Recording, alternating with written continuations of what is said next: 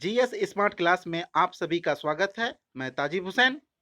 बिहार का इतिहास को लेकर ये तीसरा वीडियो है, जिसमें हम लोग आज मगध साम्राज्य के उत्थान को पढ़ेंगे। मगध साम्राज्य के उत्थान से संबंधित जितने भी वस्तुनिष्ठ प्रश्न बनते हैं, हम उन प्रश्नों को इस वीडियो में अध्ययन करेंगे। जिन्होंने हमारे जीएस स्मार्ट क्लास को सब्सक्राइब नहीं किया है, तो वे सब्सक्राइब कर लीजिए और साथ में बेल आइकन को भी दबा दीजिए। तो दोस्तों, प्रारंभ करते हैं आज का पहला प्रश्न। आज का पहला प्रश्न है, प्राचीन भारत में साम्राज्यवाद की शुरुआत और विकास का श्रेय दिया जाता है। इसका उत्तर क्या होगा? बिल्कुल, मगध को। प्राचीन भारत में साम्राज्यवाद की शुरुआत और विकास का श्रेय मगध साम्राज्य को दिया जाता है। यानी कि जितने भी महाजनपद थे, उन महाजनपदों में साम्राज्यवाद की ओर अग्रसर कौन हुआ? मगध महाजनपद ही साम्राज्यवाद की ओर अग्रसर हुआ और आगे चलकर मौर्य साम्राज्य में बदल गया। इसलिए अगर प्रश्न पूछा जा रहा है साम्राज्यवाद की शुरुआत और विकास का श्रेय किसे दिया जाता है, तो मगध महाजनपद को दिया जाता है। आगे बढ़ते हैं। प्रश्न संख्या 2 है, मगध राज्य की आरंभिक राजधानी थी। इसका उत्तर क्या होगा? बिल्कुल, मगध महाजनपद जो थी उसकी आरंभिक राजधानी ग्रीवरज या राजगिरी थी। कहां थी? ग्रीवरज या राजगिरी थी। यह ग्रीवरज राजगिरी पांच पहाड़ियों से घिरी हुई थी। प्राकृतिक रूप से पूरी तरह सुरक्षित थी, जो मगध के राजाओं को अपनी राजधानी को सुरक्षा प्रदान करती थी, जिस कारण मगध को विस्तार करने में काफी आसानी हुई। यानी किसी विदेशी आक्रमण का डर उसे नहीं रहा। आगे बढ़ते हैं। प्रश्न संख्या 3 है। तीसरा प्रश्न कह रहा है, महाभारत तथा पुराण के अनुसार मगध का सर्वप्रथम राजवंश था। महाभारत और पुराण के अनुसार मगध पर सर्वप्रथम किस राजवंश ने शासन किया? इसका सही उत्तर क्या हो जाएगा? बिल्कुल, बृहद्रथ वंश। बृहद्रथ वंश ने मगध की गद्दी पर पहला राजवंश किया है। ये महाभारत और पुराण के अनुसार। याद रखिएगा, बृहद्रथ वंश की स्थापना किसने की थी? बृहद्रथ ने की थी। जरासंध के पिता, जरासंध के पिता का नाम बृहद्रथ था। उन्होंने ही बृहद्रथ वंश की स्थापना की थी। अगला प्रश्न है, चौथा प्रश्न, मगध जनपद का संस्थापक था।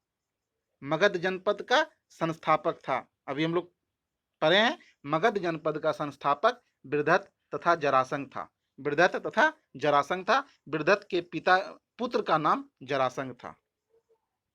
अगला प्रश्न है, पांचवा प्रश्न, मगध साम्राज्य का वास्तविक संस्थापक कौन था? वास्तविक संस्थापक अगर प्रश्न में रहता है तो उसका उत्तर बदल जाएगा। बिल्कुल, वास्तविक संस्थापक बिंबिसार था। मगध साम्राज्य का वास्तविक संस्थापक बिंबिसार था। पांचवा प्रश्न है, बिंबिसार ने कब से कब तक शासन किया? बिंबिसार ने, याद रखिएगा, 544 बीसी से 493 बीसी तक 493 बीसी तक मगध की गद्दी पर शासन किया। यह हर्यक वंश की स्थापना किया था और यह हर्यक वंश का प्रथम शासक था। आगे बढ़ते हैं। छठा प्रश्न, बिंबिसार और अजातशत्रु किस वंश का था? बिल्कुल, आप लोग अभी बता चुका हूं मैंने, बिंबिसार और अजातशत्रु किस वंश का था? इसका आंसर हो जाएगा हर्यक वंश। बिंबिसार और अजातशत्रु हर्यक वंश के थे। बिंबिसार को हम श्रेनिक के नाम से भी जानते हैं। याद रखिएगा, बिंबिसार को जो है श्रेनिक के नाम से भी जाना जाता है। अगर पूछा जाए इस प्रश्न में श्रेनिक के नाम से किसे जाना जाता है, तो बिंबिसार को। अजातशत्रु को कुनिक के नाम से, याद रखिएगा, अजातशत्रु को कुनिक के नाम से भी जाना जाता है। आगे बढ़ते हैं हम लोग अगले प्रश्न की ओर। अगला प्रश्न, सातवां प्रश्न है, मगध साम्राज्य का उत्कर्ष प्रारंभ हुआ। मगध साम्राज्य का उत्कर्ष प्रारंभ हुआ किसके शासनकाल में पूछा जा रहा है? इसका सही जवाब क्या होगा? बिल्कुल, मगध साम्राज्य का उत्कर्ष जो है बिंबिसार के शासनकाल में प्रारंभ हुआ। बिंबिसार हर्यक वंश के शासक के काल में मगध साम्राज्य का उत्कर्ष प्रारंभ हो जाता है। आगे बढ़ते हैं। अगला प्रश्न है, आठवां प्रश्न है, बिंबिसार ने किस राजकुमारी के साथ विवाह किया था? बिंबिसार ने किस राजकुमारी के साथ विवाह किया था? इसका सही उत्तर क्या हो जाएगा? बिल्कुल, इसका सही उत्तर हो जाएगा उपर्युक्त सभी से। उपर्युक्त सभी से। याद रखिएगा, भारतीय इतिहास में बिंबिसार एक ऐसा शासक है जिसने अपने साम्राज्य के विस्तार के लिए वैवाहिक नीति का सहारा लिया। वैवाहिक नीति यानी अपने पड़ोसी, अपने आसपास के दुश्मन जो भी राज्य थे, जो भी पड़ोसी राज्य थे, उसके यहाँ इन्होंने विवाह किया और विवाह करने से उसके आक्रमण से अपने साम्राज्य की रक्षा किया। अतः भारतीय इतिहास में बिंबिसार एक ऐसा शासक है जिसने अपने साम्राज्य की सुरक्षा के लिए वैवाहिक नीति का सहारा लिया। इसने कई शादियां की है, जैसे इसने कौशल नरेश कौशला देवी से भी विवाह किया, कौशल नरेश कौशला देवी से विवाह किया है। मद्र की राजकुमारी खेमा से विवाह किया है और वज्जी संघ की राजकुमारी चेलन्ना से विवाह किया है। तो उपर्युक्त सभी इसमें उत्तर हो जाएगा। इसने अनेक शादी की थी। आगे बढ़ते हैं। 9वां प्रश्न, बिंबिसार ने बृहद्रथ को पराजित कर कौन सा राज्य जीता? बिंबिसार ने बृहद्रथ को पराजित कर कौन सा राज्य जीता और उस राज्य को जीत करके मगध में मिला दिया? किसमें मिला दिया? मगध में, क्योंकि बिंबिसार कहां का शासक था? मगध का था। तो इसका सही उत्तर क्या हो जाएगा? बिल्कुल, इसका सही उत्तर हो जाएगा अंग। क्या हो जाएगा? अंग। याद रखिएगा, अंग, अंग महाजनपद भागलपुर के आसपास का क्षेत्र को कहा जाता था, भागलपुर मुंगेर के आसपास का क्षेत्र को। अंग महाजनपद की राजधानी कहाँ थी? चंपा थी। अंग को मिला करके बिंबिसार ने मगध में मिला दिया और उस समय अंग का शासक कौन था? बृहद्रथ था, बृहद्रथ था। आगे बढ़ते हैं हम लोग। अगला प्रश्न है, हर्यक वंश का दूसरा शासक था। हर्यक वंश का दूसरा शासक, बिल्कुल, हर्यक वंश का दूसरा शासक कौन होगा? बिंबिसार का पुत्र। बिंबिसार का पुत्र कौन था? अजातशत्रु। बिल्कुल, अजातशत्रु हर्यक वंश का दूसरा शासक था। अजातशत्रु का शासनकाल कब से कब तक होगा? याद रखिएगा, 493 बीसी से 493 बीसी से 461 बीसी, 493 बीसी से 461 बीसी तक अजातशत्रु ने शासन किया। अजातशत्रु ने अपने पिता की हत्या करके, अजातशत्रु ने अपने पिता की हत्या करके यानी बिंबिसार की हत्या करके गद्दी पर बैठा, इसलिए इसे कुनिक के नाम से भी जाना जाता है। कुनिक के नाम से किसे जाना जाता है? अजातशत्रु को। इन्होंने अपने पिता की हत्या करके गद्दी पर बैठा था। आगे बढ़ते हैं। 11वां प्रश्न है, राजगीर में दुर्ग तथा स्तूप की स्थापना किस मगध के शासक ने की? किस मगध के शासक ने राजगीर में दुर्ग और स्तूप की स्थापना की? इसका उत्तर क्या हो जाएगा? अजातशत्रु। अजातशत्रु ने ही राजगीर में दुर्ग और स्तूप की स्थापना की थी। बढ़ते हम लोग 12वें प्रश्न की ओर। 12वां प्रश्न क्या कह रहा है, देखते हैं। 12वां प्रश्न कह रहा है, वज्जी संघ के लिच्छवियों को, वज्जी संघ के लिच्छवियों को पराजित करने वाला मगध का शासक कौन था? आपको मालूम है कि हम पिछले वीडियो में पढ़े हैं वज्जी संघ के बारे में। वज्जी संघ में 8 गण मिल करके एक गण संघ बनाए थे, लिच्छवी, कलाम, नाय, भोग, उग्र, कौरव, विदेह, ज्ञात्रिक। तो वज्जी संघ के लिच्छवियों को पराजित करने वाला मगध का शासक कौन था? इसका उत्तर क्या हो जाएगा? बिल्कुल, मगध का शासक अजातशत्रु ने लिच्छवियों पर आक्रमण किया था, वज्जी संघ पर आक्रमण किया था और उसे पराजित किया था। याद रखिएगा, अजातशत्रु ने इस युद्ध में पहले कूटनीति का सहारा लिया, अपने गुप्तचर शुद्धि और वशस्कार को। अजातशत्रु ने क्या किया? अपने गुप्तचर शुद्धि और वशस्कार को वज्जी संघ भेजा और उसकी आंतरिक कमजोरी को जाना और उसके बाद वह लिच्छवियों पर आक्रमण किया। इस युद्ध में अजातशत्रु ने रथमूसल और महाशिला कंटक जैसे नए अस्त्र का भी प्रयोग किया था। अगला प्रश्न है, अजातशत्रु के साथ प्रेम संबंध के लिए चर्चित नर्तकी आम्रपाली कहाँ की थी? आम्रपाली कहाँ की थी? इसका उत्तर क्या हो जाएगा? बिल्कुल, वैशाली की थी। कहाँ की थी? आम्रपाली का संबंध वैशाली से है। वह अजातशत्रु से प्रेम करती थी और एक नर्तकी थी। क्या थी? नर्तकी थी। अगला प्रश्न, अजातशत्रु ने किस राज्य के साथ युद्ध में प्रथम बार रथमूसल और महाशिला कंटक का प्रयोग किया? इसका उत्तर क्या हो जाएगा?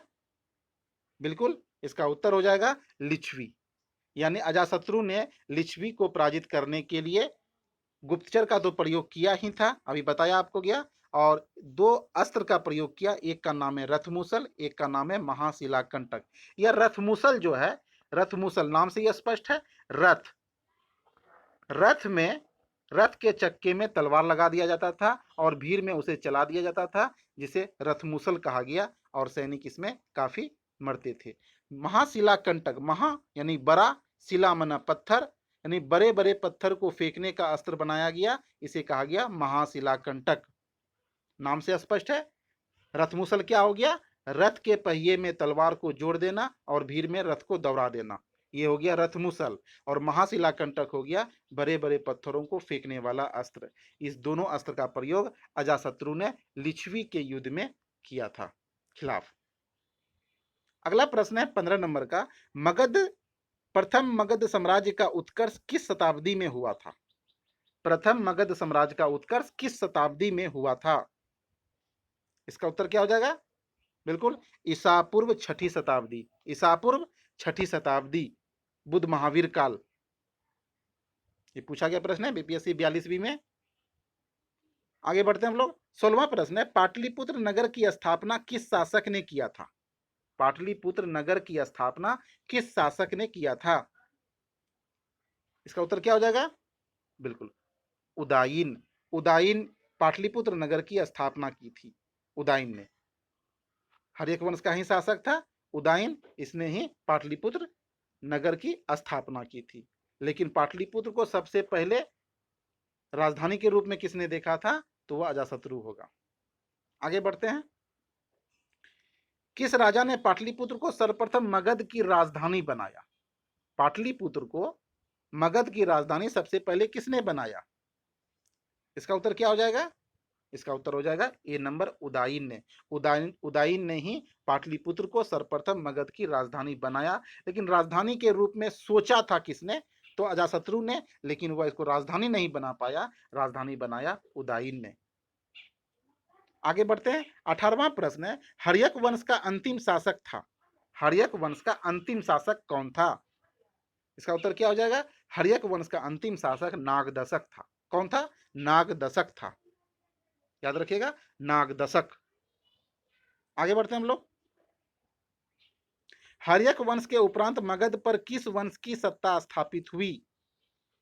जब हर्यक वंश समाप्त हो गया, उसके बाद कौन सा वंश मगध की गद्दी पर आता है? इसका उत्तर क्या हो जाएगा? बिल्कुल शिशुनाग वंश। कौन सा वंश? शिशुनाग वंश। शिशुनाग वंश जो है आपका 412 से बीसी से लेके 412 बीसी से लेकर के 345 बीसी तक, कितना तक? 345 बीसी तक रहता है। और शिशुनाग वंश की स्थापना शिशुनाग ने ही की थी। आगे बढ़ते हैं। सर्वप्रथम मगध के किस शासक ने ग्रीवरज राजगिरी के अतिरिक्त वैशाली को भी अपनी राजधानी बनाया? यानी ग्रीवरज राजगिरी तो मगध की राजधानी थी, लेकिन इसके अतिरिक्त वैशाली को भी राजधानी किसने बनाया? इसका उत्तर क्या हो जाएगा 20 नंबर का? बिल्कुल शिशुनाग ने मगध की राजधानी को फिर पाटलिपुत्र से हटा करके कहां बना दिया? वैशाली को बना दिया। याद रखिएगा, वैशाली को राजधानी किसने बनाया था? शिशुनाग ने। और शिशुनाग के जीवन में कोई उपलब्धि नहीं है, केवल उसने राजधानी को थोड़ा परिवर्तित किया था, इतिहास में याद किया जाता है। और उन्होंने शिशुनाग वंश की स्थापना की थी। अगला प्रश्न है, किस शासक ने पाटलिपुत्र को पुनः राजधानी बनाया और तब से मगध साम्राज्य की राजधानी पाटलिपुत्र ही रही? यानी पाटलिपुत्र को राजधानी सबसे पहले किसने बनाया? उज्जैन ने। उज्जैन ने। फिर क्या कहते हैं, ये शिशुनाग ने क्या कहा? पाटलिपुत्र से हटाकर वैशाली को बना दिया। फिर पुनः पाटलिपुत्र को किसने बनाया, यह पूछा जा रहा है। इसका उत्तर हो जाएगा, बिल्कुल इसका उत्तर हो जाएगा कालाशोक। क्या हो जाएगा 21 नंबर का? सी। कालाशोक ने पुनः मगध की राजधानी को पाटलिपुत्र बनाया और तब से पाटलिपुत्र ही रहा। यह कालाशोक आपको याद होगा, कालाशोक के समय में ही द्वितीय बहुसंगीति का आयोजन हुआ था वैशाली में। आगे बढ़ते हैं हम लोग। अगला प्रश्न है, प्रश्न आ भी गया, द्वितीय बौद्ध संगीति का आयोजन किसके शासनकाल में हुआ था? अभी हम लोग पढ़े, द्वितीय बौद्ध संगीति का आयोजन किसके शासनकाल में हुआ था? इसका उत्तर क्या हो जाएगा? बिल्कुल कालाशोक के समय में। द्वितीय बौद्ध संगीति का आयोजन कब हुआ था? द्वितीय बौद्ध संगीति का आयोजन 383 बीसी में हुआ था। कब हुआ था? 383 बीसी में हुआ था। कहाँ हुआ था? वैशाली में हुआ था। कहाँ हुआ था? वैशाली में हुआ था। और शासक कौन था? यही कालाशोक थे। और अध्यक्षता किसने की थी? सबा कामी ने किया था। सबा कामी ने किया था। आगे बढ़ते हम लोग। द्वितीय बौद्ध संगीति का आयोजन कहाँ हुआ था? अभी हम लोग पढ़ चुके हैं। कहाँ हुआ था? द्वितीय बौद्ध संगीति का आयोजन वैशाली में हुआ था। आंसर दिया हुआ नीचे में। द्वितीय बहुसंगीति का आयोजन 383 बीसी में हुआ था, हम लोग पढ़ चुके हैं। आगे बढ़ते हैं। अगला प्रश्न है, द्वितीय बहुसंगीति की अध्यक्षता की थी। द्वितीय बहुसंगीति की अध्यक्षता किसने की थी? अभी हम लोग पढ़े, द्वितीय बहुसंगीति की अध्यक्षता साब कमीर ने की। किसने की? साब कमीर ने की। अगला प्रश्न, नंद वंश का संस्थापक था। नंद वंश यानी कि शिशुनाग वंश की जब अंत हो गया, शिशुनाग वंश के बाद नंद वंश का स्थापना होता है। नंद वंश आपका 300, याद रखिएगा, नंद वंश कब से कब तक? 344 बीसी से 322 बीसी तक रहता है नंद वंश। नंद वंश की स्थापना किसने की, यहां पूछा जा रहा है। आंसर हो जाएगा महापदम नंद। किसने की? महापदम नंद ने की। 25 नंबर का आंसर क्या हो जाएगा? महापदम नंद ने। एक पुस्तक है दिल्ली यूनिवर्सिटी का, झा एंड श्रीमाली, उस पुस्तक में नंद वंश का संस्थापक महानंदिन को कहा गया। याद रखिएगा, क्योंकि वह प्रसिद्ध पुस्तक है, उससे प्रश्न बनाए जाते हैं, इसलिए इस बात को भी याद रखिएगा। झा एंड श्रीमाली में महानंदिन लिखा गया है, महापदम नंद नहीं लिखा गया है। आप दोनों नाम याद रखिएगा। अगला प्रश्न है 26 नंबर का, मगध के किस शासक को कली का अंश, परशुराम अवतार, क्षत्रियों का नाशक, सर्व छत्रांतक, एक छत्र और एक राट कहा गया है? यानी कि किस शासक को इतने नामों से जाना जाता है? कली का अंश, परशुराम अवतार, क्षत्रियों का नाशक, सर्व छत्रांतक, एक छत्र, एक राट। इसमें कई बार पूछा गया प्रश्न एक राट है। एक राट के नाम से कई बार पूछा गया प्रश्न है। क्षत्रियों का नाश करने वाला, यह भी कई बार पूछा गया है। इसका उत्तर क्या हो जाएगा?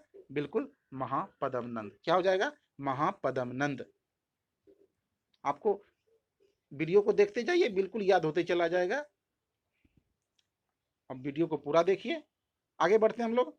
27 नंबर का, नंद वंश का अंतिम शासक था। नंद वंश का अंतिम शासक कौन था? इसका उत्तर क्या हो जाएगा? बिल्कुल, नंद वंश का अंतिम शासक कौन था? धननंद था। नंद वंश का अंतिम शासक धननंद था। धनानंद, जिसे धननंद या धनानंद, किसी किसी पुस्तक में धननंद लिखा रहता है। आगे बढ़ते हैं।